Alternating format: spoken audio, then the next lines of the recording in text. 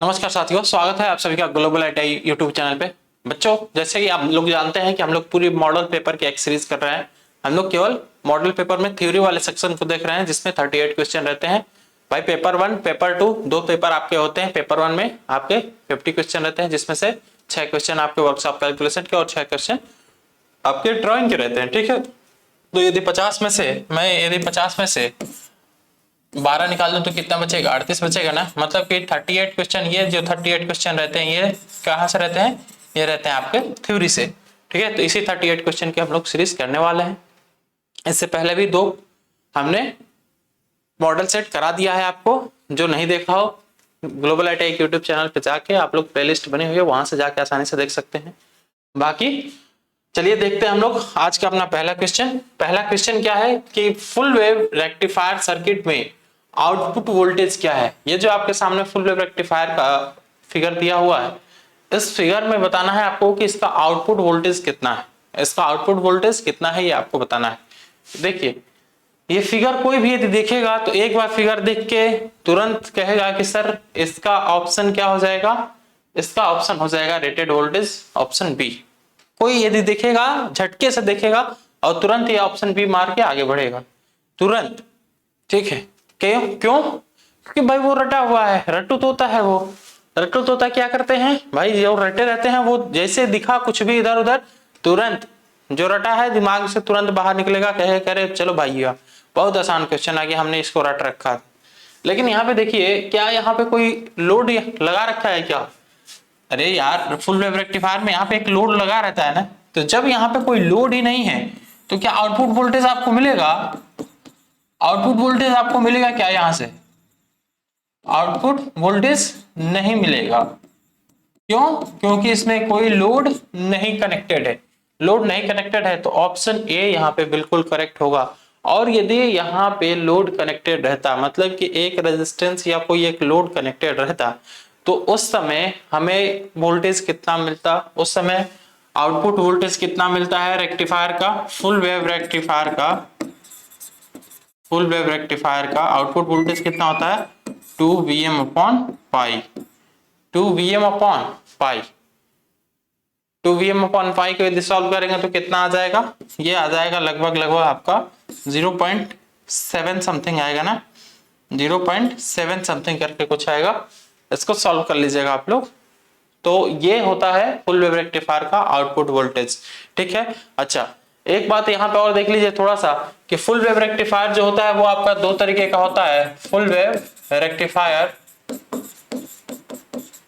कितने तरीके का होता है? दो तरीके का होता है। एक होता है आपका सेंटर टैप्ड और एक होता है आपका ब्रिज। एक होता है आपका सेंटर टैप्ड और एक होता है आपका ब्रिज रेक्टिफायर। तो एक बात याद रखिए कि जो आपका सेंटर टैप है और ब्रिज रेक्टिफायर है, इन दोनों में बस अंतर इतना रहता है कि इसका जो पीक इनवर्स वोल्टेज है, पीक इनवर्स वोल्टेज इसका केवल और केवल Vm रहता है ब्रिज रेक्टिफायर में, जबकि इसका पीक वोल्टेज कितना हो जाता है? इसका पीक वोल्टेज हो जाता है 2Vm, peak inverse voltage PIV, peak inverse voltage, ये भी PIV, पीक इनवर्स वोल्टेज। ठीक है, peak inverse voltage bridge rectifier का केवल और केवल Vm रहता है, जबकि सेंटर टैप का 2Vm हो जाता है। ठीक है, चलिए तो यहां से ऑप्शन ए बिल्कुल करेक्ट हो गया। देखते हैं अगला क्वेश्चन हम लोग कि पी टाइप सेमीकंडक्टर बनाने के लिए किस डोपिंग सामग्री का उपयोग किया जाता है। पी टाइप सेमीकंडक्टर आपको बनाना है। आपको यदि पी टाइप का सेमीकंडक्टर बनाना है तो पी टाइप का सेमीकंडक्टर बनाने के लिए किसका आप लोग डोपिंग करते हैं ये बताइए। पी टाइप और एन टाइप, इन दोनों के बारे में मैं आपको काफी अच्छे तरीके से बता दिया था जब मैं आपको थ्योरी सेक्शन करा रहा था, है ना। तो थोड़ा देख के बताइए, तो बताइए। तब तक मैं थोड़ा सा पानी पी लेता हूँ, गर्मी बहुत है भाई। तो पी टाइप सेमीकंडक्टर बनाने के लिए हम लोग हमेशा क्या करते हैं? हमेशा ट्राइवैलेंट डोपिंग मिलाते हैं। और एन टाइप का सेमीकंडक्टर बनाने के लिए क्या करते हैं? एन टाइप का सेमीकंडक्टर बनाने के लिए हम लोग हमेशा पेंटावैलेंट की डोपिंग करते हैं, पेंटावैलेंट वाले एलिमेंट की डोपिंग करते हैं। आपसे पूछा है यहाँ पे पी टाइप में, तो देख लीजिए इसमें ट्राइवैलेंट कौन सा है। ट्राइवैलेंट कौन कौन से होते हैं? Bal, गा इन टेल TL है ना। तो यहाँ पे हो गया आपका बोरान, फिर एल्युमिनियम, गैलियम, इंडियम और फिर TL। तो ऑप्शन आपको दिख रहा है ए ऑप्शन दिख रहा है। ये आपके ट्राईवैलेंट एलिमेंट है, ट्राईवैलेंट है एलिमेंट, या इसको थर्ड ए, या इसको थर्ड आवर्त सारणी में जो आपके जो आपका पीरियोडिक टेबल है, पीरियोडिक टेबल का ये थर्ड ए के एलिमेंट है ये सब। तो यहाँ पे इसमें से कोई भी किसी भी एक मटेरियल की डोपिंग की जाती है पी टाइप का सेमीकंडक्टर बनाने के लिए, और एन टाइप का सेमीकंडक्टर बनाने के लिए हम लोग क्या करते हैं, एन टाइप का सेमीकंडक्टर बनाने के लिए हम लोग पेंटावैलेंट, पेंटावैलेंट में कौन कौन से आते हैं आपके, हो जाते हैं पेंटावैलेंट में ये सभी आ जाते हैं, मतलब कि नाइट्रोजन हो जाएगा, फास्फोरस हो जाएगा, फिर आर्सेनिक हो जाएगा, फिर एंटीमनी हो जाएगा, बिस्मथ हो जाएगा। तो ये सभी के सभी जो ऑप्शन दिए हुए हैं ये सभी आपके पेंटावैलेंट है। पेंटावैलेंट मतलब कि इसका यूज करके हम लोग एन टाइप का सेमीकंडक्टर बनाते हैं, और पी टाइप का यूज करके हम लोग पेंटावैलेंट है ना, त्रिसंयोजी वाला एलिमेंट यूज करके, त्रिसंयोजी वाले एलिमेंट की डोपिंग करके हम लोग पी टाइप का सेमीकंडक्टर बनाते हैं, और 5 संयोजी वाले एलिमेंट की डोपिंग करके हम लोग एन टाइप का सेमीकंडक्टर बनाते हैं। बस इतनी सी बात याद रखनी है। अब आपको बताना है कि सत्य मतलब ये जो ट्रुथ टेबल दिया हुआ है ये किस गेट का है, किस गेट का ये ट्रुथ टेबल है। तो यदि किसी को ये फार्मूला भी याद होगा तो वो इस फार्मूले से ही तुरंत कर देगा। ये फार्मूला में क्या लिखा हुआ है, यहाँ पे फार्मूला में लिखा हुआ है y equal to a plus B का बार, a प्लस बी का बार। तो मुझे इतना बता दो कि y equal to a plus B किस गेट का होता है, y equal to a plus B. भाई देखिए केवल बेसिक गेट जो है, बेसिक गेट आपके 3 है ना, एंड और नॉट, ये 3 गेट आपके बेसिक है। तो यही बेसिक तीनों गेट आपको याद रहेंगे, जैसे एंड गेट का, फिर और गेट का, फिर नॉट गेट का। इन्हीं तीनों बेसिक के तीनों के बेसिक्स आपको याद रहेंगे। इसकी सत्यता सारणी मतलब ट्रुथ टेबल, इसका फॉर्मूला और इसका सिंबल। तो बाकी सारे जो भी आपके गेट्स हैं, सभी गेट्स को कहीं ना कहीं से आप लोग फाइंड जरूर कर पाएंगे, लेकिन इन तीनों को काफी अच्छे ढंग से पढ़ना पड़ेगा और काफी अच्छे से इनकी वर्किंग भी समझनी पड़ेगी, तब आप कर पाएंगे आसानी से। देखिए एंड गेट का क्या होता है, y equal to a dot B का a डॉट बी होता है, और आपका और गेट के लिए क्या हो जाता है, y equal to a plus B, और नॉट गेट के लिए क्या हो जाता है, y equal to a bar. ठीक है, तो ये तो हो गया आपके एंड और नॉट गेट के लिए। यहाँ पे क्या कर दिया है इस फार्मूले में, बस a प्लस बी का बार कर दिया। क्या कर दिया है, a प्लस बी का बार कर दिया है, a प्लस बी का बार कर दिया है। तो बार किस में आ रहा है भाई, कॉम्प्लीमेंट किस में आ रहा है, कॉम्प्लीमेंट आपको दिख रहा है ना कि ये नॉट गेट में आ रहा है, नॉट गेट में आ रहा है। तो बस करना क्या है, आर के आगे एक एन लगा देना है, तो ये उसी गेट का क्या हो जाएगा, ये उसी गेट का ट्रुथ टेबल हो जाएगा।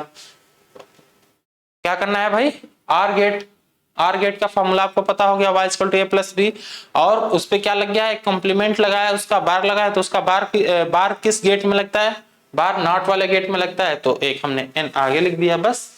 ऐसे ही यदि y इक्वल टू यदि a डॉट बी का बार लिखा रहता है तो वहां पे क्या करते हैं, a डॉट बी किस गेट के लिए है, a डॉट बी है आपके एंड गेट के लिए। तो पहले हम लिख देते एंड AND, ठीक है। और बार किस पे है भाई, कॉम्प्लीमेंट किस पे लगा हुआ है, कॉम्प्लीमेंट आपको दिख रहा है कि नॉट गेट पे लगा हुआ है, तो बस एक n आगे लिख देते।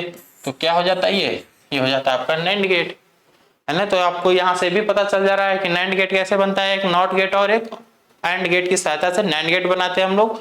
आर गेट किससे बनाते हैं, एक आर गेट और एक नॉट गेट की सहायता से हम लोग आर गेट बनाते हैं, है ना। तो ये हो जाएगा आपका फॉर्मूले के हिसाब से। बाकी यदि किसी को ट्रुथ टेबल याद है तो ट्रुथ टेबल से भी हो जाएगा। ट्रुथ टेबल यदि याद है तो पता, आप सभी को पता होगा कि आर गेट में केवल एक ही ऐसी कंडीशन होती है जब हमारा आउटपुट 0 होता है, जब दोनों के दोनों इनपुट लो होते हैं, मतलब कि आपका ए भी 0 हो, बी भी 0 हो, तब हमें कोई आउटपुट नहीं मिलता है। बाकी सारे कंडीशन में आउटपुट मिलते हैं। और यहाँ पे जस्ट उसके अपोजिट है, यहाँ पे जस्ट उसके अपोजिट दिख रहा है आपको। यहाँ पे तीनों कंडीशन जीरो है, केवल एक ही कंडीशन हाई है, बाकी तीनों कंडीशन क्या है, लो है। तो यहाँ पे नेट नॉर गेट का ये ट्रुथ टेबल हो जाएगा, ऑप्शन सी एकदम करेक्ट हो जाएगा। ठीक है, चलिए अगला क्वेश्चन है कि कंट्रोल क्या है, नियंत्रण कक्ष में जी चैनलों का उपयोग क्या है। Control what is the G channel, what is the use of G channel in control room. Control room में जी चैनल का उपयोग क्या है, जी चैनल किस लिए यूज किए जाते हैं। तो भाई जी चैनल, तो सबसे पहले ये जान लो कि जी चैनल होता क्या है, तब तो फिर पता चलेगा आपको कि जी चैनल का यूज क्या कर रहे हैं हम लोग। तो अक्सर इसका यूज हम लोग कहाँ पे करते हैं, अक्सर इसका यूज हम लोग करते हैं कंट्रोल रूम में। कहाँ पे भाई, कंट्रोल रूम में। ठीक है, और ये होता कैसे है, ये अब देखिए इसका फिगर मैं नहीं ले पाया हूँ, नहीं तो फिगर रहता तो काफी अच्छे तरीके से समझ में आता। जैसे कि देखो ये दो पट्टी होती है, रुकिए मैं थोड़ा सा समझाने का प्रयास करता हूं आपको।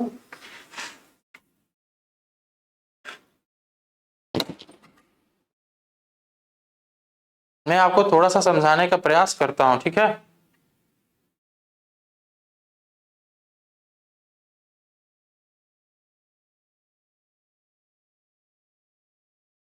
देखिए ये पूरा निकल नहीं पा रहा, देखिए कुछ इसी तरीके का आकृति होता है जी चैनल का भी, कुछ एकदम ऐसे ही बना रहता है। बस ये पूरा ऊपर ये वाला पोर्शन नहीं रहता, ये वाला पोर्शन नहीं रहता, ये आके ऐसे इस तरीके से मुड़ा रहता है। यहाँ पे आके ऐसे जैसे जी आपका मुड़ा रहता है ना, जी आके ऐसे फिर इस तरीके से जी मुड़ा रहता है ना, तो एकदम इसी तरीके से ये इसका जो ऊपरी वाला सिरा है, ये ऊपर वाला सिरा भी ऐसे मुड़ा रहेगा। ठीक है, तो वो होता है आपका जी चैनल। और इसका यूज हम लोग अक्सर कहाँ पे करते हैं, इसका यूज हम लोग अक्सर सीरो for fixing terminal connectors, for fixing terminal connection, अंतिम वाले सिरे को या फिर सिरे संयोजक को ठीक करने के लिए इसका यूज किया जाता है जी चैनल का। ठीक है, जी चैनल का यूज कहाँ पे किया जाता है, फॉर फिक्सिंग टर्मिनल कनेक्टर्स। ठीक है, और जी चैनल कैसा होता है ये भी हमने आपको बता ही दिया है। चलिए नियंत्रण कक्ष में जी चैनल, यहाँ क्वेश्चन रिपीट हो गया।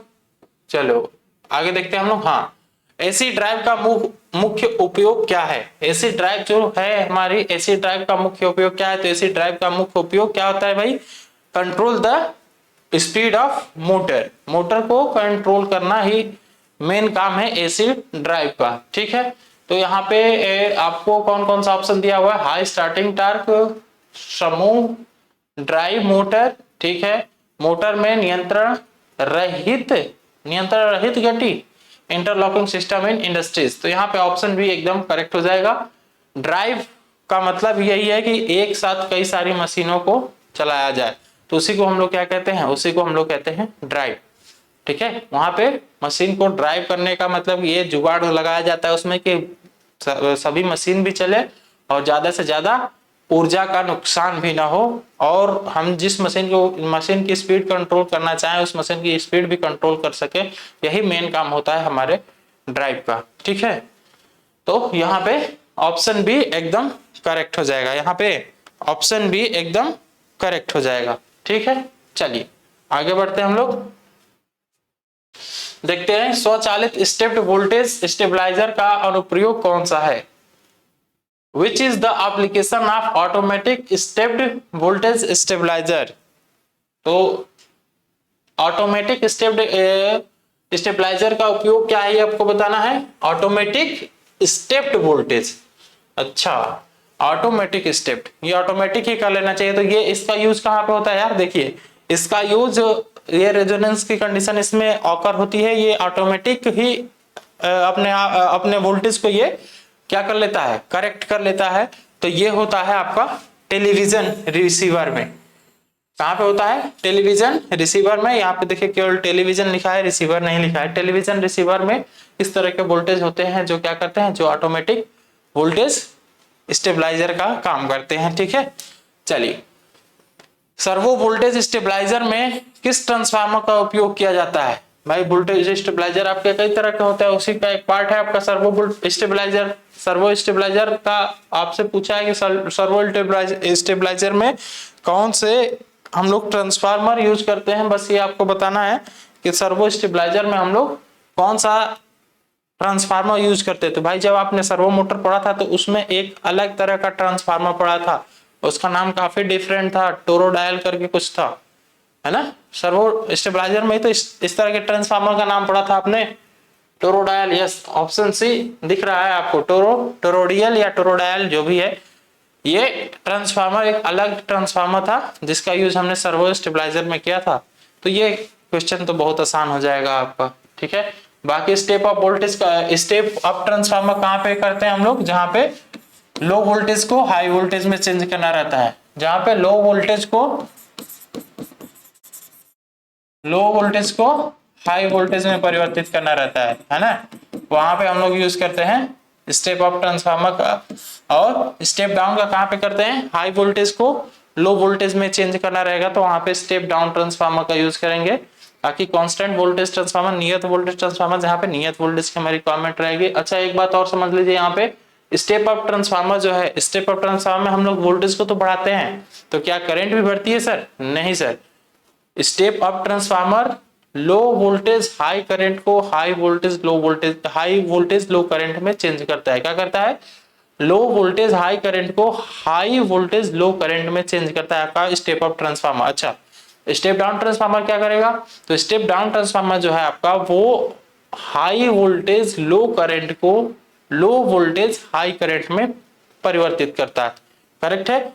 जस्ट विपरीत लेना है एक दूसरे को, मतलब यदि वोल्टेज हाई रहेगा तो करंट लो रहेगी, और यदि करंट लो आपका वोल्टेज लो रहेगा तो करंट हाई रहेगी। ठीक है, चलिए अब देखते हैं हम लोग अगला क्वेश्चन कि यूपीएस में कम बैक अप होने का कारण क्या है। क्या बोला यार? What is the reason for having low. अच्छा हाँ, थोड़ा सा इंग्लिश वाला लाइन भी पढ़ लिया करिए, हिंदी यदि ना समझ में आए तो तुरंत समझ में आ जाएगा। What is the reason for having low backup time in UPS? UPS का बैकअप लो हो गया है। UPS मान लीजिए कि 15 मिनट या 20 मिनट के लिए बनाया गया है और उसका बैकअप टाइम कम हो गया है, वो उतना बैकअप नहीं दे पा रहा है, 15 मिनट 20 मिनट नहीं दे पा रहा है।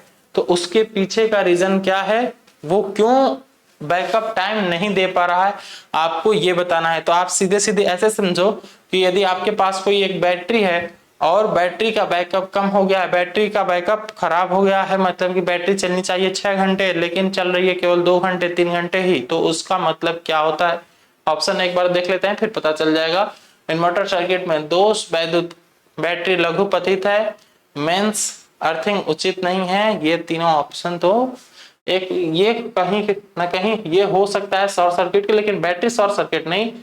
रुक जाओ, चौथा ऑप्शन में पढ़ लो, ampere hour capacity of battery is not sufficient, battery की एम्पियर आवर क्षमता पर्याप्त नहीं है। यस, ऑप्शन डी एकदम करेक्ट हो जाएगा, क्योंकि बैटरी की क्षमता किस में होती है? एम्पियर आवर में होती है, और यदि उसकी एम्पियर आवर क्षमता कम हो गई है तो इसका मतलब है कि जो हमारा यूपीएस है, यूपीएस का टाइमिंग कम हो जाएगा, बैकअप टाइमिंग कम हो जाएगा। ठीक है, तो ऑप्शन डी एकदम करेक्ट हो जाएगा यहाँ पे।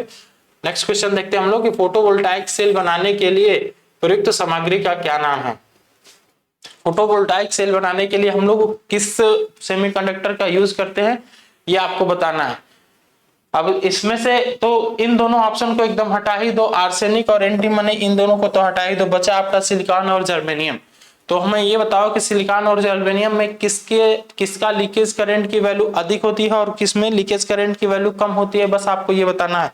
तो ये सभी जानते हैं कि जर्मेनियम में लीकेज करंट की वैल्यू अधिक होती है, इसीलिए जर्मेनियम वाले के सेमीकंडक्टर का यूज हम लोग सोलर सेल में नहीं करते हैं। सोलर सेल में हम लोग ज्यादा से ज्यादा क्या मैक्सिमम हम लोग सिलिकॉन ही यूज करते हैं, जर्मेनियम एकदम नहीं यूज करते हैं सोलर सेल बनाने में। ठीक है, तो यहाँ पे ऑप्शन ए एकदम करेक्ट होगा, सिलिकॉन, ऑप्शन ए एकदम करेक्ट होगा। अच्छा, यहाँ पे हम पूछेंगे कि सिलिकॉन ही क्यों है, सिलिकॉन का ही यूज हम लोग क्यों करते हैं, क्योंकि सिलिकॉन में लीकेज करंट की वैल्यू कम होती। ठीक है, चलिए अगला क्वेश्चन देखिए कि गैर पारंपरिक बिजली उत्पादन का क्या फायदा है। अच्छा, यहाँ पे यदि एक बात मैं और पूछ लूं आपसे, तो इसका ब्रेक ओवर वोल्टेज कितना होता है? सिलिकॉन का फॉरवर्ड वोल्टेज कितना होता है? 0.7 वोल्ट होता है, और इसका जर्मेनियम का कितना होता है? 0.3 वोल्ट, है ना। चलिए what is the advantage of non conventional power generation? Non conventional power generation का क्या एडवांटेज है ये आपको बताना है। तो नॉन नॉन कन्वेंशनल, यदि आपके नॉन कन्वेंशनल उत्पादन केंद्र है तो यहाँ पे फायदा क्या होगी आपको? फायदा क्या होगी भाई? जितने भी आपके कन्वेंशनल टाइप है, जैसे कन्वेंशनल टाइप में कौन कौन से आते हैं, लिख लीजिए कन्वेंशनल में कौन कौन से हैं। कन्वेंशनल में आपका आता है thermal power plant, thermal power plant, ठीक है। इसके बाद फिर न्यूक्लियर पावर प्लांट, फिर आपका हो जाता है यहाँ पे diesel power plant, diesel power plant, ठीक है। फिर आपका हो जाता है hydro power plant, hydro power plant. ये सभी के सभी क्या है? ये सभी के सभी आपके कन्वेंशनल टाइप के। यहाँ पे नॉन कन्वेंशनल की बात किया तो जो भी नॉन कन्वेंशनल टाइप के आपके पावर जनरेशन वाले स्टेशन होते हैं उसमें सबसे बढ़िया फायदा यही होता है कि वहां पे कोई भी पॉल्यूशन नहीं होता है, पॉल्यूशन लेवल एकदम जीरो रहता है। भाई यहाँ पे इन कन्वेंशनल वाले जो भी हैं इसमें केवल हाइड्रो पावर प्लांट को छोड़ दें, हाइड्रो पावर प्लांट को छोड़ दें तो इससे भी प्रदूषण होता है, इससे भी प्रदूषण होता है, इससे तो एकदम नंबर 1 का प्रदूषण इसी से फैलता है और इससे भी प्रदूषण होता ही है, ठीक है। तो ये एक फायदा है आपके नॉन कन्वेंशनल टाइप के जो भी हमारे पावर जनरेशन है उसके। नॉन कन्वेंशनल टाइप के जो भी पावर जनरेशन है उससे फायदा यही है। नॉन कन्वेंशनल में कौन कौन से आएंगे ये भी यदि लिखना चाहें तो यहाँ पे लिख लीजिए। नॉन कन्वेंशनल, कन्वेंशनल में आपका आ जाता है सबसे पहले तो सोलर पावर प्लांट आ जाएगा, फिर आपका आ जाएगा वाइंड टर्बाइन या विंड पावर प्लांट, ठीक है। फिर आपका आ जाएगा टाइडल, टाइडल पावर प्लांट, ठीक है। टाइडल के है या फिर वेव कहिए, और भी कई सारे हैं। तो ये सब फायदा है इसके आपके, इसके ये सब फायदा है आपके नॉन कन्वेंशनल, मतलब कि फायदा है नॉन कन्वेंशनल का सबसे बढ़िया कि इससे कोई भी प्रदूषण नहीं होगा। भाई सोलर वाले से कोई प्रदूषण होगा क्या? या विंड टर्बाइन से कोई, विंड वाले से कोई तो होगा क्या प्रदूषण? कोई प्रदूषण नहीं होगा। फिर चाहे आपका टाइडल हो तो उससे भी कोई नहीं होगा। इसलिए ऑप्शन डी एकदम करेक्ट हो जाएगा, प्रदूषण को घटाना, ठीक है। चलिए देखते हैं अगला क्वेश्चन हम लोग। जैव द्रव्यमान का अवशेष कौन सा है? जैव द्रव्यमान का अवशेष कौन सा है ये आपको बताना है कि जैव द्रव्यमान का अवशेष कौन सा है इसमें। भाई जैव द्रव्यमान का अवशेष हो जाता है आपका घोल, ठीक है, स्लरी, स्लरी हो जाता है जैव द्रव्यमान का अवशेष, ठीक है। बायोगैस क्या है? बायोगैस आपका एक तरह से कि जो भी गोबर को सड़ाया जाता है या फिर कोई भी खाद्य पदार्थ है या अपशिष्ट पदार्थ है उसे जब सड़ाया जाता है तब वहां पे बायोगैस बनती है, ठीक। चलिए अगला क्वेश्चन देखते हैं हम लोग कि पवन शक्ति उत्पादन का प्रमुख नुकसान क्या है? पवन शक्ति उत्पादन का प्रमुख नुकसान क्या है? सबसे मतलब खतरनाक नुकसान पवन शक्ति का क्या है? ऑप्शन पहले देख लो फिर पता चल जाएगा आपको। प्रदूषण का असर ज्यादा है, उच्च तकनीकी, रिक्वायर हाई टेक्नोलॉजी, ठीक, संयंत्र स्थापन अधिक जटिल है, और पवन चक्की wind power is not constant and study. Option D एकदम करेक्ट हो जाएगा। आप सभी लोग जानते हैं कि हवा कहीं पे भी लगातार एक स्पीड से नहीं बहती रहती है ना। भाई कभी देखते हैं कि आप लोग हवा की स्पीड बहुत तेज हो गई, बहुत तेज हो गई तो उस समय तो बिजली उत्पादन बहुत अच्छा हो जाएगा, लेकिन जब हवा की स्पीड बहुत लो हो जाएगी तो उसका क्या करेंगे?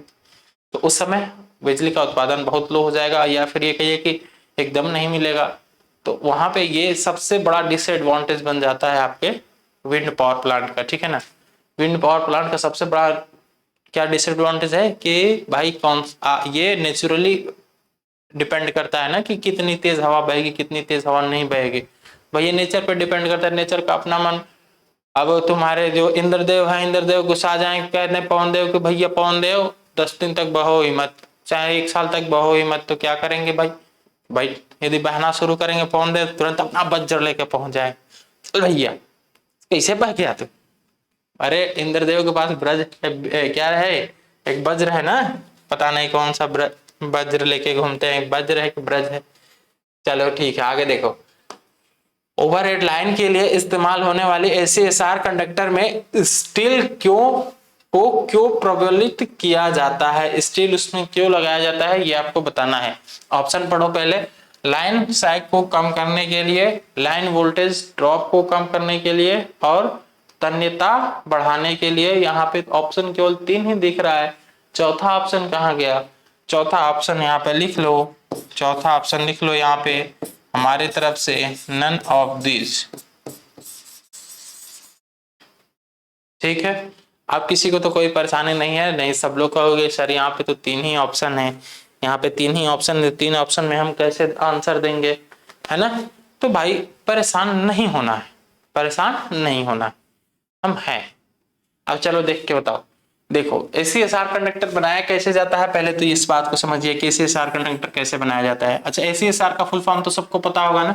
ACSR का फुल फॉर्म लिख दूं यहाँ पे, एल्यूमिनियम कंडक्टर स्टील reinforced, है ना? ये होता है आपका ACSR का फुल फॉर्म। अच्छा देखिए, ACSR बनाने के लिए हम लोग करते क्या है कि बीच में जैसे ये है ना हमारा, ये एक स्टील, मान लीजिए कि ये एक पतला सा स्टील का तार है, और इसी के चारों तरफ जैसे ये स्टील का तार है, इसके चारों तरफ ऐसे लपेट के एक साथ 7 कंडक्टर या फिर 19 कंडक्टर या फिर और अधिक कंडक्टर एक साथ ऐसे बंडल्ड किए जाते हैं, इसके ऊपर ऐसे लपेट के और बनाए जाते हैं, तो उसको कहा जाता है ACSR। और इस स्टील का मुख्य काम यह रहता है कि भाई एल्युमिनियम, सब लोग जानते हैं होंगे कि एल्युमिनियम में तन्यता बहुत कम होती है, उसमें टेंसाइल स्ट्रेंथ बहुत कम होती है, वो बहुत जल्दी खिंच जाता है। तो उसकी टेंसाइल स्ट्रेंथ को बढ़ाने के लिए ही हम लोग क्या करते हैं, एक स्टील लगा देते हैं, स्टील के ऊपर इसके बॉन्डिंग की जाती है। ठीक है, तो यहाँ पे ऑप्शन सी एकदम करेक्ट हो जाएगा, to increase the tensile strength of wire का टेंसाइल स्ट्रेंथ बढ़ाने के लिए हम लोग क्या करते हैं, उसमें स्टील यूज करते हैं। ठीक, चलो इस इंसुलेटर का नाम बताना है। तो ये इस टाइप का इंसुलेटर किसी ने कहीं देखा है, कभी देखा है? अब ऐसा मत बोल देना कि नेवर बिफोर एवर आफ्टर, इससे पहले कभी नहीं, इसके बाद कभी नहीं, ऐसा मत बोल देना। कई सारे फिल्मों में ऐसा डायलॉग होता है ना, भाई डायलॉग बाजी नहीं करना है, आपको काम करना है। देखिए जैसे आप लोग कहीं पे भी देखे होंगे जो बड़े बड़े टावर्स लगे होते हैं, तो टावर्स पे अक्सर ऐसे ही लटके रहते हैं कई सारे इंसुलेटर। और इसमें ये इंसुलेटर केवल एक ही नहीं होता है, कई सारे इंसुलेटर होते हैं। और ये इंसुलेटर बनाए कैसे जाते हैं, छोटे छोटे डिस्क इंसुलेटर की सहायता से। डिस्क इंसुलेटर, ये कौन सा इंसुलेटर है भाई? ये है आपका डिस्क इंसुलेटर। ये भी कौन सा है? Disc insulator. तो कई सारे डिस्क इंसुलेटर को सीरीज में जोड़ा गया रहता है। अच्छा, एक डिस्क इंसुलेटर की क्षमता कितनी होती है? एक डिस्क इंसुलेटर की क्षमता होती है 11 किलो वोल्ट। और यदि इसमें से कोई भी एक आपका डिस्क इंसुलेटर खराब हो जाता है, तो केवल वहीं पे वोल्टेज, ये कहिए कि केवल वो खराबी वहीं तक सीमित रहेगी, बाकी सभी पे कोई इफेक्ट नहीं पड़ेगा, वो बाकी सब अपना काम करते रहेंगे। बस यही होगा कि थोड़ा सा वोल्टेज लेवल और बढ़ जाएगा, बाकी सब जो भी आपके इंसुलेटर हैं उन सभी पे और थोड़ा सा वोल्टेज लेवल बढ़ जाएगा। ठीक है, तो ये कौन सा बन जाएगा भाई? ये बन जाएगा आपका suspension insulator, suspension type insulator. Option D एकदम करेक्ट हो जाएगा यहाँ पे। अब चलो देखते हैं हम लोग अगला क्वेश्चन, कि यदि तेल अत्यधिक गर्म हो जाए तो तेल सर्किट ब्रेकर में क्या दोष होगा? यदि तेल अत्यधिक गर्म हो जाता है तो उस समय ऑयल सर्किट ब्रेकर में क्या इफेक्ट पड़ेगा, आपको ये बताना है।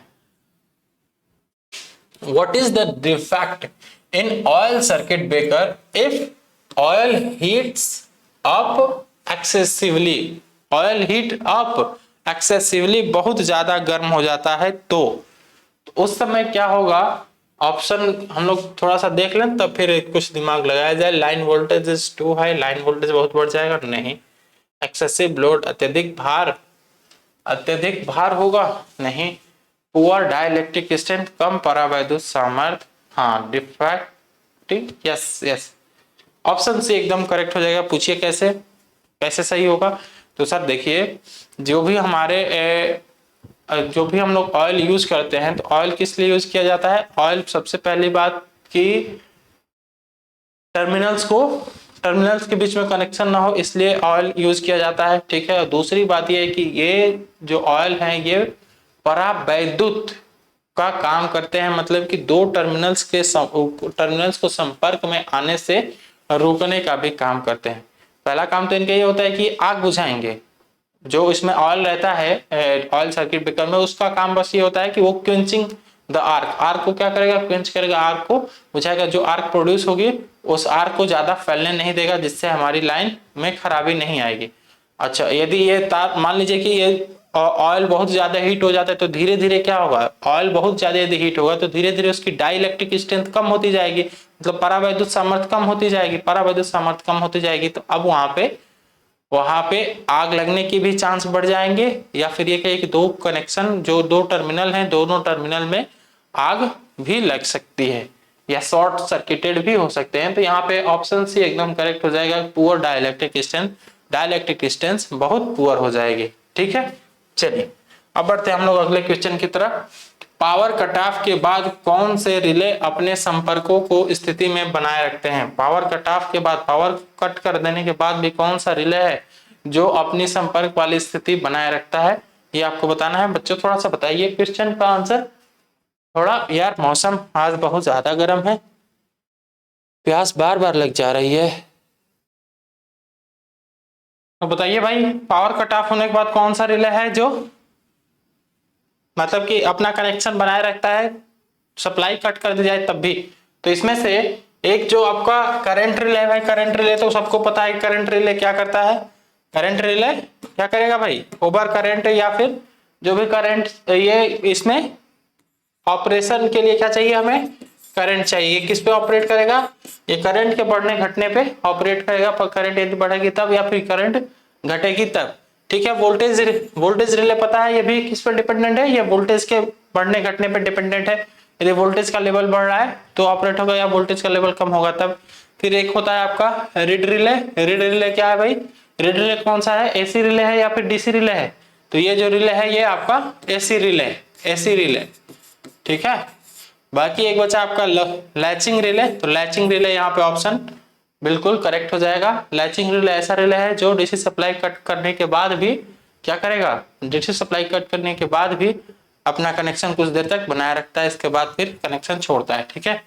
बाकी ये सब जैसे एक धारा बंद होगी तो तुरंत ये भी बंद हो, ये रिले बंद हो जाएगा। जैसे ही वोल्टेज बंद होगा तुरंत ये रिले बंद हो जाएगा। केवल यही ऐसा रिले है जो कनेक्शन कटने के बाद भी अपना संपर्क बनाए रखता है, ठीक है। चलिए अब देखते हैं हम लोग कि डीसी जनरेटर के भाग का नाम क्या है। ये जो डीसी जनरेटर आपके सामने दिया हुआ है इसका नाम बताना है। तो भाई इसका नाम तो इसका फ्रेम, बाहरी फ्रेम देख के ही आपको पता चल जाएगा कि ये क्या है, या योक है डीसी मशीन का या फिर फ्रेम है, ठीक है। या डीसी मशीन का योक है या फिर फ्रेम है। इसका काम क्या होता है? इसका काम होता है मशीन को बाहरी आघातों से बचाना, मशीन को बाहरी आघातों से बचाना, आघातों से बचाना, ठीक है। प्रोटेक्शन फ्रॉम एक्सटर्नल, एक्सटर्नल क्या कर सकते हैं? एक्सटर्नल आघात कह दीजिए। आघात का मुझे इंग्लिश नहीं याद आया अभी, ठीक है। अच्छा, और इसका एक काम क्या होता है? और इसका ये काम होता है ये कि ये एक रास्ता प्रदान करता है फ्लक्स को घूमने के लिए। फ्लक्स को घूमने का एक रास्ता प्रदान करता है आपका फ्रेम या फिर योग, ठीक है। स्टेटर क्या है भाई? स्टेटर, स्टेटर पार्ट, इसको स्टेटर पार्ट भी कह सकते हैं। ये स्टेटर है मशीन का, ये स्थिर रहने वाला पार्ट है मशीन का, आप ये भी कह सकते हैं, ठीक है। पोल कोर, पोल कोर तो भाई, पोल कोर तो वहां पे जो कुछ इस तरीके की आकृति जो आप लोग बनाते हो, जो मशीन के भाई जब स्ट्रक्चर बनाते हैं आप लोग डीसी मशीन का, तो डीसी मशीन के स्ट्रक्चर में कुछ इस तरीके की आकृति आप लोग बनाते होंगे।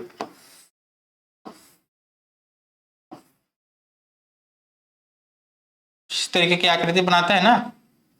है ना। तो ये क्या है भाई, ये आपका पोल कोर है, पोल शूज इस पे लगा रहता है, ये पूरा पोल शूज होता है। तो ये तो पोल शूज है नहीं, ये पूरा का पूरा आकृति इसका बना हुआ है। तो ये क्या हो जाएगा भाई, ये हो जाएगा आपका योक, मशीन का योक, ठीक है। और इसके ऊपर ये जो बॉक्स बना हुआ है, इस बॉक्स में क्या रहता है, इस बॉक्स को हम लोग कहते हैं टर्मिनल बॉक्स। टर्मिनल बॉक्स, इसको क्या कहते हैं, इसको हम लोग कहते हैं आई वोल्ट। आई वोल्ट का काम क्या होता है, इसका काम होता है कि यह मशीन को एक जगह से दूसरी जगह ट्रांसफर करने के लिए या एक जगह से दूसरी जगह कैरी करने के लिए इसका यूज किया जाता है, जो हमारा आई वोल्ट है। और टर्मिनल बॉक्स में क्या होता है, वहां पे सारे कनेक्शंस किए जाते हैं मशीन का, ठीक है। जो भी तार जोड़ना रहता है वो वहीं पे किया जाता है। बाकी ये जो नीचे है, ये जो फाउंडेशन से इसका कनेक्शन रहता है, इसमें नट बोल्ट डाल के फिर इसको कस दिया जाता है फाउंडेशन से। तो इसको फ्रेम या फिर फिट कह सकते हैं, इसको हम लोग फिट भी कहते हैं, फिट इसका पैर है ये, ठीक। चल, डीसी जनरेटर को घड़ी की दिशा में ही क्यों चलाना चाहिए, डीसी जनरेटर को घड़ी की दिशा में ही क्यों चलाना चाहिए। डीसी जनरेटर जैसे जिधर घूमता है वो इसका क्लॉकवाइज डायरेक्शन होता है, वो क्लॉकवाइज डायरेक्शन होता है, तो क्लॉकवाइज डायरेक्शन में ही क्यों मूव करना चाहिए, इधर को ही क्यों मूव करना चाहिए। ये आपसे पूछा है क्वेश्चन में कि डीसी जनरेटर है, वो डीसी जनरेटर क्लॉकवाइज डायरेक्शन में ही क्यों मूव करनी चाहिए। भाई यदि एंटी क्लॉकवाइज डायरेक्शन में यदि मूव करने लगेगा तो क्या हो जाएगा, उससे क्या ही नुकसान हो जाएगा यदि एंटी क्लॉकवाइज डायरेक्शन में घूमने लगे तो देखिए, यदि एंटी क्लॉकवाइज डायरेक्शन, हमने आपको क्या बताया था कि कभी भी जो हमारी डीसी जनरेटर है, वो डीसी जनरेटर वोल्टेज तभी तक बनाएगी जब तक उसमें पहले से रेडिजुअल मैग्नेटिज्म पहले से मौजूद हो। और यदि रेडिजुअल मैग्नेटिज्म डीसी जनरेटर का खत्म हो जा रहा है तो वो मशीन चाहे जितना आप स्पीड बना लीजिए, जितना आपको घुमाना है घुमा दीजिए, वो जनरेटर हमें ईएमएफ नहीं देगी, हमें क्या ईएमएफ नहीं देगी। और जब मशीन को एंटी क्लॉकवाइज डायरेक्शन में हम लोग घुमाते हैं तो उस समय मशीन क्या हो जाती है, उस समय मशीन मैग्नेटाइज हो जाती है, मतलब उसी समय उसमें रेडिजुअल मैग्नेटिज्म स्टोर होते हैं, ठीक है। चलिए, तो अब इसी से रिलेटेड इसका कोई ऑप्शन होगा, चलिए ये देखते हैं। ब्रश को नुकसान से बचाए नहीं, आर्मेचर में शॉर्ट सर्किट से बचे, जनरेटर व्यवहार करने से बचे। ऑप्शन भी एकदम करेक्ट हो जाएगा, protect the residual magnetism. Protect the residual magnetism, residual magnetism को प्रोटेक्ट करने के लिए हम लोग क्लॉकवाइज डायरेक्शन में घुमाते हैं, ठीक है। यदि एंटी क्लॉकवाइज डायरेक्शन में घुमाए तो क्या हो जाएगा, मशीन का जो रेडिजुअल मैग्नेटिज्म है, रेडिजुअल मैग्नेटिज्म तुरंत खत्म हो जाएगा। यदि रेडिजुअल मैग्नेटिज्म जैसे ही खत्म हुआ तो मशीन को चाहे हम जितने स्पीड पे घुमाएं, मशीन में कोई ईएमएफ नहीं बनेगा। बड़े डीसी जनरेटर में आर्मेचर प्रतिक्रिया के प्रभाव को कैसे बेअसर किया जाता है। जो हिंदी लिख रहा है यार, यहाँ पे हिंदी बड़ा खतरनाक लिख रहा है, कैसे बेअसर किया जाता है, इसका हिंदी पढ़िए थोड़ा सा आप लोग। भाई कुल मिला के आपसे पूछा है कि आर्मेचर रिएक्शन को कैसे कम किया जा सकता है, ये चीज आपसे पूछा है, ये आपको बताना है, बताइए।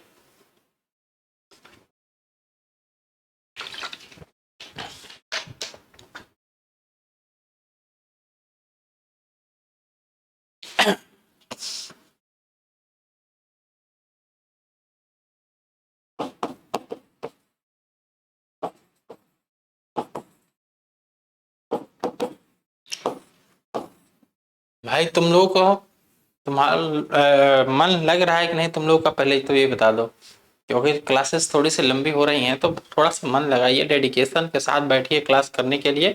यदि डेडिकेशन नहीं रहेगा तो क्लास करने का कोई मतलब नहीं।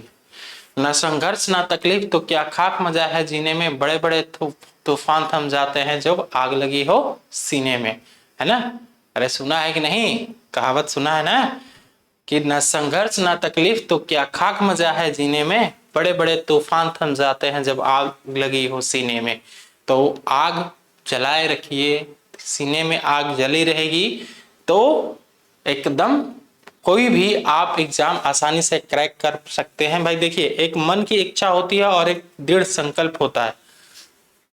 किसी भी इंसान का मन तो बहुत करता है कि हम एक अच्छा नौकरी करें या फिर हम काफी अच्छे से पढ़ाई लिखाई करें, हम भी क्लास में अपने टॉप पर बने, लेकिन उसके पास संकल्प नहीं होता है, वो दृढ़ इच्छा नहीं रखता है, केवल सोचता है। और हर एक इंसान ऐसा जरूर, मतलब हर एक इंसान की जरूर टेंडेंसी रहती है कि हम जिस काम में है उस काम में थोड़ा सा आगे रहे, जिस जो भी काम कर रहे हैं उसमें अव्वल रहे, लेकिन वो नहीं कर पाता है। ऐसा नहीं है कि वो कर ही नहीं पाएगा, उसके पास क्षमता ही नहीं, उसके पास क्षमता है, बस डेडिकेशन नहीं है। यदि डेडिकेट होकर लग गया तो कंफर्म डेफिनेटली उस काम को कर देगा वो। इतनी क्षमता हर एक इंसान के पास रहती है, ठीक है ना। चलिए देखिए, आर्मेचर रिएक्शन से क्या क्या प्रभाव पड़ सकता है आपके जो डिवाइस है या फिर आपका जो जनरेटर है, मोटर है, इससे कौन कौन सा इफेक्ट पड़ता है। तो दो तरह का इफेक्ट पड़ता है, एक पड़ता है आपका क्रॉस मैग्नेटाइजिंग इफेक्ट, और एक होता है आपका demagnetizing effect. Magnetizing, DC generator में ये दो तरह के इफेक्ट देखने को मिलते हैं, ठीक है। अब इन इफेक्ट्स को खत्म करने के लिए हम लोग क्या करते हैं, इन इफेक्ट्स को खत्म करने के लिए, या फिर एक लाइन में यहाँ पे लिख लीजिए कि आर्मेचर रिएक्शन को कम करने के लिए,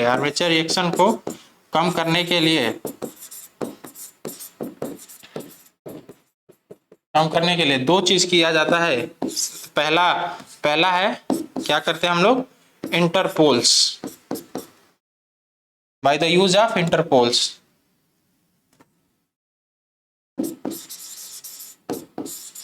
by the use of Interpol's connect करके, ठीक है। दूसरा क्या है, दूसरा है by use of compensating winding, use of compensating winding का भी यूज करके हम लोग आर्मेचर रिएक्शन को कम कर सकते हैं। यहाँ पे इंटरपोल से आपसे क्वेश्चन एक पूछता है कि इंटरपोल्स मशीन में कहाँ कनेक्ट किया जाता है। तो इंटरपोल हमेशा आर्मेचर के साथ सीरीज में कनेक्ट किया जाता है, आर्मेचर वाइंडिंग के साथ हमेशा सीरीज में कनेक्ट किया जाता है। इस बात को याद रखिएगा आप लोग, ठीक है। अब देखिए आपके पास ऑप्शन क्या क्या दिया हुआ है, यूजिंग कंपनसेटिंग वाइंडिंग का यूज करके। जी हाँ, ऑप्शन ए एकदम करेक्ट हो जाएगा, कंपनसेटिंग वाइंडिंग का यूज करके। प्रोवाइडिंग एडिशनल इंटरपोल्स को भी कनेक्ट करके भी तो कर सकते हैं यार। अच्छा, एक मिनट रुके रहिए थोड़ा सा, पहले पूरा ऑप्शन पढ़ लें। Increasing brush contact resistance, adding resistance wiring with winding, adding resistance wires with, नहीं ये दोनों ऑप्शन तो होंगे नहीं, ये दोनों ऑप्शन बिल्कुल करेक्ट इनकरेक्ट है बच्चे, ये दोनों ऑप्शन। तो कंपनसेटिंग वाइंडिंग और इंटरपोल्स थोड़ा सा याद रखिएगा कि इंटरपोल्स जो है ये छोटी मशीनों के लिए ही यूज किया जाता है, छोटी मशीनों के लिए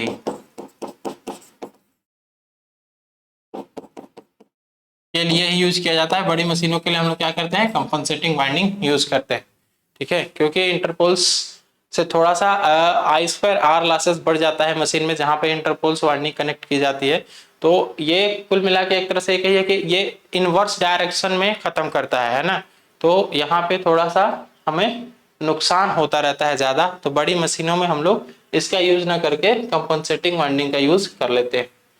चलिए, अब डीसी मोटर के गति नियंत्रण का मेथड बताना है कि एक डीसी मोटर का कौन सा गति नियंत्रण मेथड है। थोड़ा सा मैं फिगर छोटा कर दे रहा हूं ताकि आप लोगों को पूरा फिगर क्लियरली दिखे, है ना। हाँ चलिए, अब बताइए भाई, क्लियरली दिख रहा है कि नहीं, क्लियरली दिख रहा है ना, मैं चेक कर लूं थोड़ा सा। थोड़ा सा फिगर आपको छोटा दिख रहा होगा, एक मिनट रुके रहो बच्चों। चलिए, अब क्लियरली दिख रहा है सबको, है ना।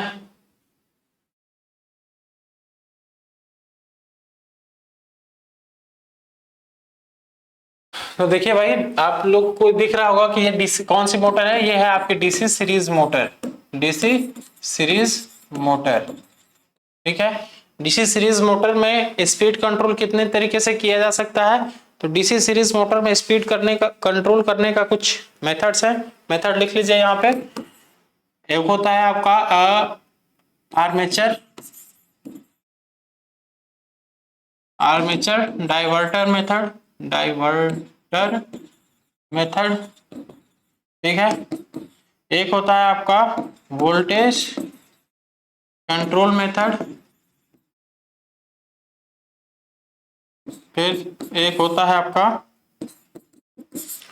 फील्ड डाइवर्टर मेथड,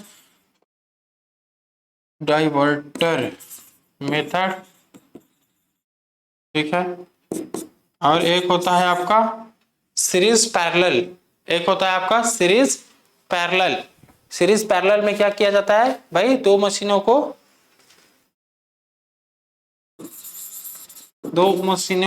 या तो सीरीज में जोड़ देते हैं या फिर हम लोग पैरेलल में जोड़ देते हैं, तो सीरीज पैरेलल मेथड ठीक होता है, ठीक है। और ये है लास्ट आपका, लास्ट कौन सा है, field tapping method, field tapping method. तो ये 5 मेथड है आपके डीसी सीरीज मोटर के स्पीड कंट्रोल करने का, स्पीड कंट्रोल करने का। ये 5 मेथड आपके सामने लिखा हुआ है। ये जो यहाँ पे दिया हुआ है फिगर, ये फिगर किसके लिए है, तो ये फिगर है आपका armature diverter method, option D. Armature diverter method क्यों है, क्योंकि भाई देखो ये फील्ड नहीं होगा, ये फील्ड क्यों नहीं होगा, क्योंकि भाई यहाँ पे डीसी सीरीज की बात क्या है, और डीसी सीरीज के लिए सीरीज कनेक्शन रहता है वाइंडिंग का, वाइंडिंग सीरीज में यहाँ पे जुड़ी हुई है, तो ये फील्ड तो होगा नहीं। इसके पैरेलल में आर्मेचर डाइवर्टर में हम लोग क्या करते हैं कि आर्मेचर के पैरेलल में एक रेजिस्टेंस लगा देते हैं, उसी रेजिस्टेंस पे एक स्लाइडर लगा होता है, इस स्लाइडर की सहायता से हम लोग रेजिस्टेंस की वैल्यू घटाते बढ़ाते रहते हैं, इसको ऊपर नीचे करके, ठीक है। फील्ड डाइवर्टर में क्या होता है, फील्ड डाइवर्टर में हम लोग करते क्या है बेसिकली, जैसे ये है आपका फील्ड, तो फील्ड डाइवर्टर के लिए हम लोग क्या कर देते हैं, यहाँ पे 2 रेजिस्टेंस लगा रहता है, ठीक है, यहाँ पे 2 रेजिस्टेंस लगा देते हैं, और यहाँ से ऐसे हमारा एक डाइवर्टर लगा रहता है, ये स्लाइडर लगा रहता है, स्लाइडर, ठीक है, ये स्लाइड होता रहता है और स्लाइड होकर अपना वोल्टेज को घटाता बढ़ाता रहता है, ठीक है, वाइंडिंग के कनेक्शन को घटाता बढ़ाता रहता है। यहाँ से ये हो गया फील्ड डाइवर्टर। फिर फील्ड टैपिंग क्या होता है, फील्ड टैपिंग के लिए हम लोग ये करते हैं, बेसिकली ये करते हैं कि इसके द्वारा ऐसे पोल्स, ये कनेक्शंस निकाल, टर्मिनल निकाल देते हैं वाइंडिंग में, और इन टर्मिनल्स को एक डाइवर्टर के द्वारा कनेक्ट कर देते हैं। इस डाइवर्टर को स्लाइड करके, इस डाइवर्टर को आगे पीछे करके हम लोग फील्ड टैपिंग या फिर फील्ड के जो फील्ड वाइंडिंग हमारा फील्ड वाइंडिंग का कनेक्शंस को चेंज किया जा सकता है। जितनी फील्ड, जैसे मान लो कि यहाँ तक यदि फील्ड वाइंडिंग के साथ कनेक्ट है तो केवल इससे इधर की ही वाइंडिंग काम करेगी, बाकी जो वाइंडिंग है वो वाइंडिंग काम नहीं करेगी, ठीक है ना। ये होता है आपका field tapping method. Total 5 method होते हैं आपके डीसी सीरीज मोटर के स्पीड को कंट्रोल करने के लिए। यहाँ पे जो दिया हुआ है ये है आपका आर्मेचर डाइवर्टर मेथड। चलो अब देखते हैं हम लोग कि आर्मेचर के लिए कौन सा ग्राउलर परीक्षण है। तो ग्राउलर परीक्षण करता क्या है, इससे हम लोग लिख लीजिए कि ग्राउलर के द्वारा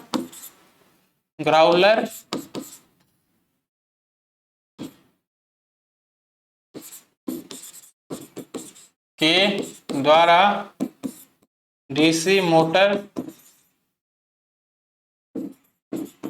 के वाइंडिंग का परीक्षण किया जाता है, वाइंडिंग का परीक्षण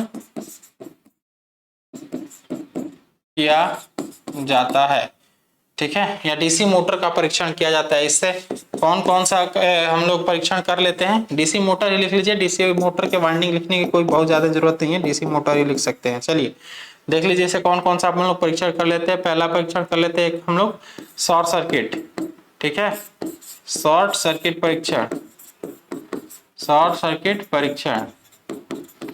एक कर लेते हैं हम लोग ओपन सर्किट परीक्षण, ओपन सर्किट परीक्षण, ठीक है, और एक कर लेते हैं हम लोग अर्थ कॉइल टेस्ट।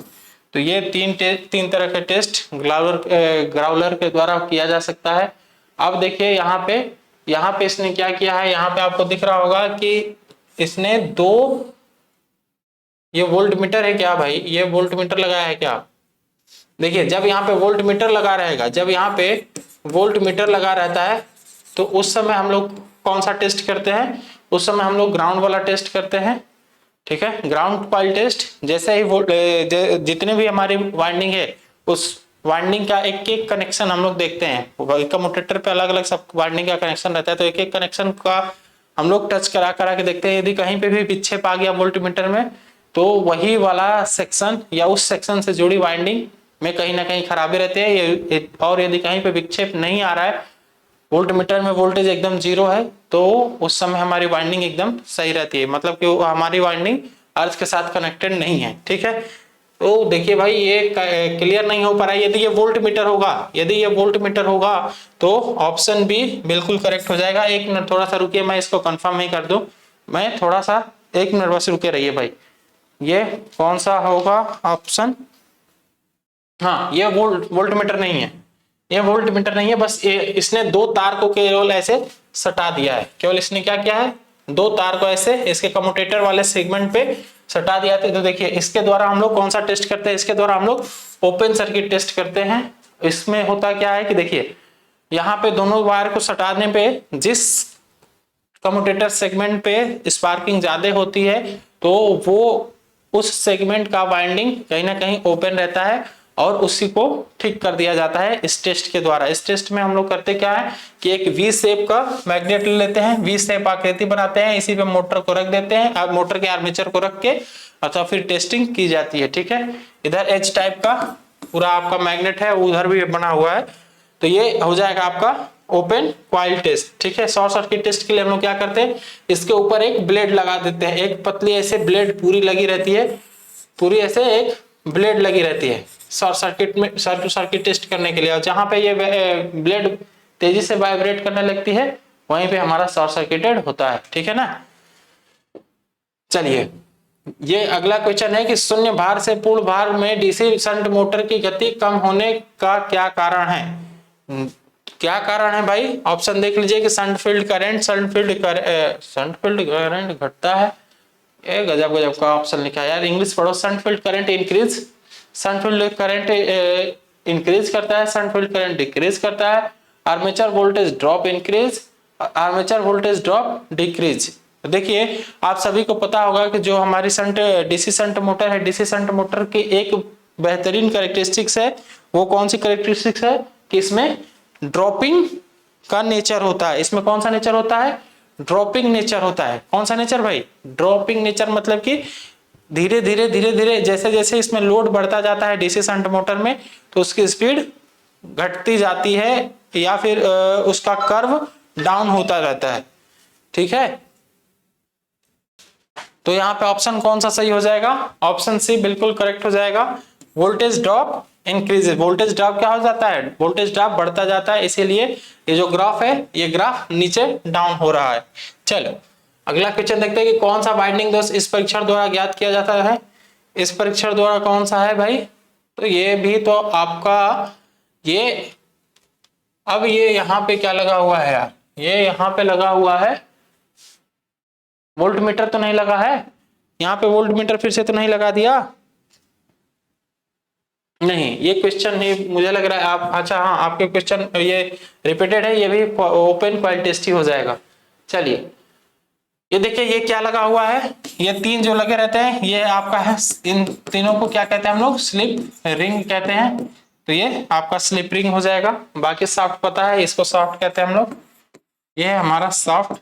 ठीक है, ब्रश आपको पता है, ब्रश इसमें नहीं लगा है। और ये बियरिंग, बियरिंग आपको पता है बियरिंग कहाँ पे लगा रहता है? बियरिंग इधर कहीं पे, देखिए इधर बियरिंग लगाए हुए नहीं दिख रहा है, यहाँ पे और इस साइड, दोनों साइड बियरिंग लगे होते हैं इसमें। ठीक है, चलिए थ्री फेज मोटर में किस गति को तुल्यकालिक गति कहा जाता है? Three phase motor, three phase induction motor में किस गति को तुल्यकालिक गति कहा जाता है? तो नो लोड स्पीड नहीं, full load speed, rotating magnetic field speed.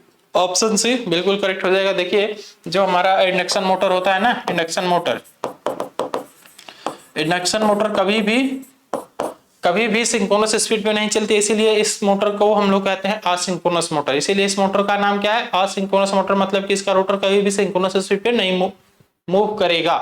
पहली बात। दूसरी बात ये कि इसके स्टेटर के अंदर जो मैग्नेटिक फील्ड प्रोड्यूस होती है, जो घूमने वाली घूर्णी मैग्नेटिक फील्ड होती है, वो मैग्नेटिक फील्ड किस स्पीड से घूमती है, तो वो मैग्नेटिक फील्ड सिंक्रोनस स्पीड से घूमती है। तो वही एक ऐसी स्पीड है जो सिंक्रोनस स्पीड से घूमती है इंडक्शन मोटर में। बाकी जो भी स्पीड है वो सब स्पीड आपकी सिंक्रोनस से कम ही होती है। वो चाहे रोटेटिंग मैग्नेटिक फील्ड आरएमएफ, वो चाहे रोटर का हो चाहे स्टेटर का हो, दोनों का दोनों सिंक्रोनस स्पीड से ही घूमेगा, ठीक है ना।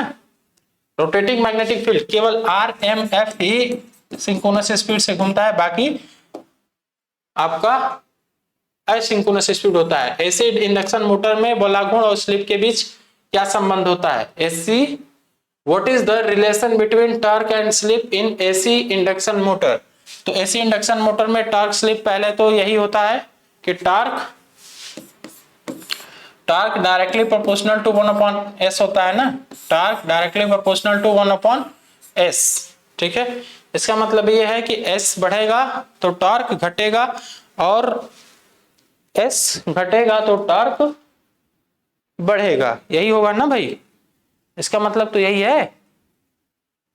तो ऑप्शन कौन सा करेक्ट होगा यहाँ पे? स्लिप इंक्रीज टॉर्क इंक्रीज, ये दो डायरेक्टली प्रोपोर्शनल था दिया। Option B slip increase torque decrease, दो रिलेशन तो होता है यार, लेकिन देखिए जैसे इंडक्शन मोटर में tau directly proportional to S. अच्छा हाँ ठीक है।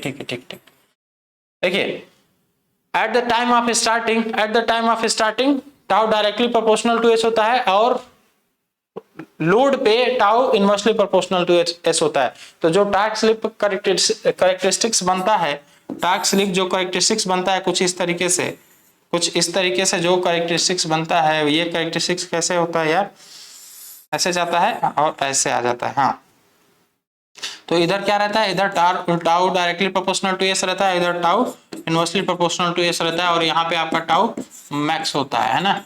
तो शुरू में ये आपका स्टार्टिंग है, इधर जीरो नहीं रहता है, इधर कहीं ऊपर से स्टार्ट होता है, तो ये स्टार्टिंग होता है आपका। तो शुरू में आपका tau directly proportional to S रहता है, तो इसका मतलब ये हो जाएगा कि स्लिप बढ़ने से टॉर्क भी बढ़ेगा, ठीक है। चलिए ऑप्शन ए, ऑप्शन बी बिल्कुल करेक्ट हो जाएगा। अगला क्वेश्चन देखिए कि एसी वाइंडिंग में कॉइल को क्या कहा जाता है? तो एसी वाइंडिंग में कॉइल को कहा जाता है कि श्रेणी में जुड़े घुमावों की संख्या, number of turns connected in series. अगला क्वेश्चन देखिए कि एकल चरण मोटर किस प्रकार का है? ये जो मोटर आपको सामने दिख रही है, तो ये कौन से प्रकार की मोटर है? तो देखिए भाई, इसमें दो कैपेसिटर यूज किए गए हैं, तो ये कौन सी मोटर हो जाएगी? ये हो जाएगी हमारी परमानेंट कैपेसिटर मोटर, या फिर इसी को हम लोग क्या कहते हैं? इसी को हम लोग कहते हैं, सॉरी परमानेंट कैपेसिटर मोटर नहीं होगी यार, सॉरी हम इसका नाम लिख रहे हैं, रुक जाओ। इसका नाम है capacitor start capacitor run motor. Capacitor start capacitor run motor, option D capacitor start capacitor run motor. देखिए एक जो इसमें आपका कैपेसिटर है, वो कैपेसिटर लगा हुआ है सेंट्रीफ्यूगल स्विच के साथ, और एक जो कैपेसिटर है, ये कैपेसिटर सीधे कनेक्टेड है, ठीक है। तो इसमें दो जो कैपेसिटर हैं, इन दोनों कैपेसिटर में एक कैपेसिटर बना होता है आपके इलेक्ट्रोलाइट्स का, ठीक है, और एक जो कैपेसिटर है वो ऑयल कैपेसिटर होता है, ऑयल कैपेसिटर। ये दो तरह के कैपेसिटर लगे होते हैं। यही यदि यहाँ पे केवल एक ही कैपेसिटर लगा रहता और यहाँ पे एक वाइंडिंग लगी होती है और सेंट्रीफ्यूगल स्विच लगा होता, तो वो होता हमारा induction start capacitor run motor, ठीक है। और यदि केवल इधर एक ही कैपेसिटर लगा होता, इसमें सेंट्रीफ्यूगल स्विच नहीं लगा होता, तब जाके ये होता हमारा परमानेंट कैपेसिटर मोटर, ठीक है ना।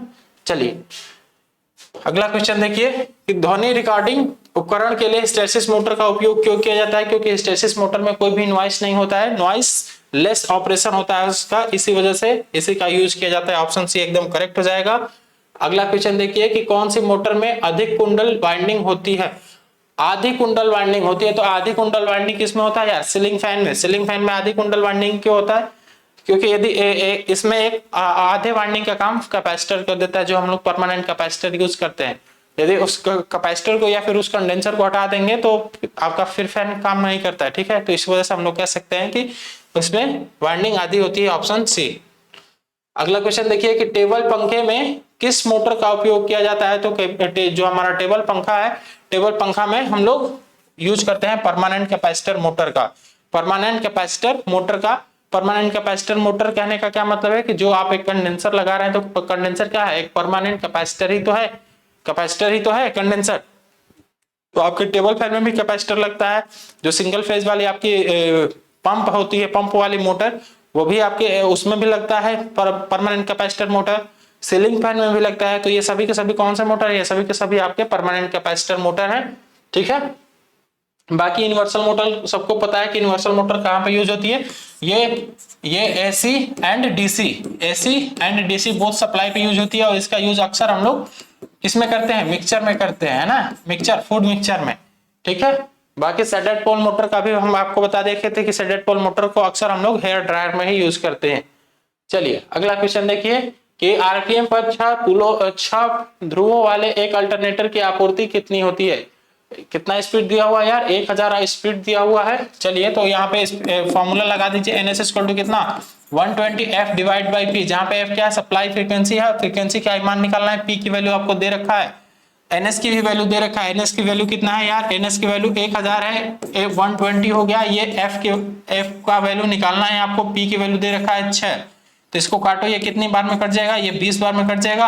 यहाँ से एफ इक्वल टू कितना हो जाएगा, 1000 डिवाइड बाई 20, ये 20 आएगा तो यहाँ बट्टा में हो जाएगा ना, 1000 डिवाइड बाई 20 मतलब कि 50 हर्ट्ज, 50 हर्ट्ज। ऑप्शन सी बिल्कुल करेक्ट हो जाएगा यहाँ पे, 50 हर्ट्ज। देखते हैं अगला क्वेश्चन हम लोग कि अल्टरनेटर में हंटिंग के क्या प्रभाव है। भाई हंटिंग क्यों होता है, हंटिंग मतलब तुम लोग शिकारी वाला हंटिंग मत समझ लेना। हंटिंग तब होता है मशीन में जब इसमें लोड का हमेशा उतार चढ़ाव हो, तो उसमें ऑक्सीलेशन होने लगता है मशीन में, इसी चीज को कहा जाता है हंटिंग, ठीक है। तो यहाँ पे ऑप्शन कौन सा सही हो जाएगा, ऑप्शन डी बिल्कुल करेक्ट हो जाएगा। और हंटिंग को रिड्यूस करने के लिए हम लोग क्या करते हैं, हंटिंग को रिड्यूस करने के लिए मोटर में डैम्पर वाइंडिंग की जाती है, ठीक है। डैम्पर वाइंडिंग, सिंक्रोनस मोटर में डैम्पर वाइंडिंग का 2 काम होता है, एक मोटर को वो सेल्फ स्टार्ट भी बना सकती है और हंटिंग को भी रिड्यूस करती है, ठीक है। तो यहाँ पे ऑप्शन डी एकदम करेक्ट हो जाएगा। लोड में निरंतर उतार चढ़ाव के कारण ही मोटर में हंटिंग फिनोमिना ऑकर होती है। शुरू में एक तुल्यकालिक मोटर में डैम्पर वाइंडिंग का उद्देश्य क्या होता है, लो यहाँ पे पूछे दिया डैम्पर वाइंडिंग का उद्देश्य क्या होता है। Damper winding motor asynchronous motor में क्यों लगाया जाता है, 2 काम के लिए, उसका 2 काम होता है। एक पहला काम तो ये होता है, आप लोग ऑप्शन मैच कराइएगा कि क्या कहीं हंटिंग दिया हुआ है, हंटिंग की बात किया है तो हाँ हंटिंग की बात करेगा तुरंत ऑप्शन करेक्ट कर दीजिएगा। दूसरा चीज ये कि यह मोटर को सेल्फ स्टार्ट भी बना सकती है, तो डैम्पर वाइंडिंग, ठीक है। अब चलिए यहाँ पे ऑप्शन पढ़ लीजिए, तब तुरंत करेक्ट हो जाएगा, तुरंत क्लियर हो जाएगा। रोटेशन शुरू करने के लिए उच्च वोल्टेज का उत्पादन करें, मोटर को घुमाने के लिए उच्च धारा का उत्पादन करें, टॉर्क पैदा करता है और तुल्यकालिक मोटर में गति में पास चलता है। अरे यार ऑप्शन डी यार करेक्ट होगा एकदम से। Produce high magnetic field due to maintain a constant speed, constant speed बनाए रखने के लिए, कांस्टेंट स्पीड प्रदान करने के लिए क्या करता है ये एक हाई मैग्नेटिक फील्ड प्रोड्यूस करता है, हाई मैग्नेटिक फील्ड प्रोड्यूस करता है किसके लिए, कांस्टेंट स्पीड बनाए रखने के लिए। ऑप्शन डी एकदम करेक्ट हो जाएगा। चलो अगला क्वेश्चन देखिए कि सिंक्रोनस मोटर सिंक्रोनस गति से नहीं चल रही है, क्यों नहीं चलती है सिंक्रोनस मोटर, सिंक्रोनस गति से क्यों नहीं चलती है। तो इसमें यह हो सकता है कि इसका जो एक्साइटेशन है, एक्साइटेशन सही से नहीं हो पा रहा है,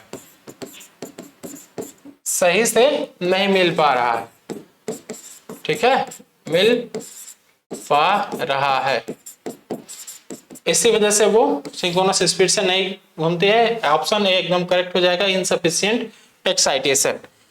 अच्छा यहाँ पे पोनी मोटर से कोई इफेक्ट होगा क्या, इन सभी से कोई इफेक्ट नहीं पड़ेगा, उसमें केवल और केवल एक्साइटेशन का इफेक्ट पड़ता है। क्योंकि आप लोग जानते हो कि एक्साइटेशन का उपयोग करके हम लोग मशीन को यूनिटी पावर फैक्टर पे, लैगिंग पावर फैक्टर पे, लीडिंग पावर फैक्टर पे, तीनों तरह के पावर फैक्टर पे हम लोग सिंक्रोनस मोटर को चला सकते हैं। वो कैसे, केवल और केवल एक्साइटेशन में चेंज करके, है ना।